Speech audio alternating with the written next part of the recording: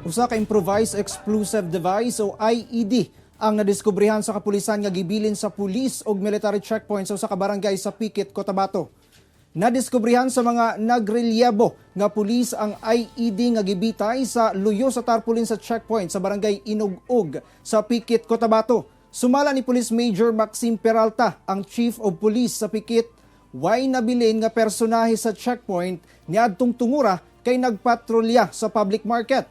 Gilayong gi-disrupt ang maong IED kung asa nakita ang mga bomb components sama sa remote frequency receiver, 9 volts nga battery, Christmas lights, plastic container, gunpowder ug mga concrete nails. Tungod niini, 4 ka oras nga na-stranded ang mga motorista ug commuter sa Davao-Cotabato Highway. Sumala sa kapulisan, naka-alerto sila sa Litduna Intelligence Report kalabot sa planong pagpamomba sa Central Mindanao. Nanawagan ng Cotabato Provincial Government nga mag-alerto o i-report sa kapulisan ang unsa mang kadudahang lihok ug mga gamit.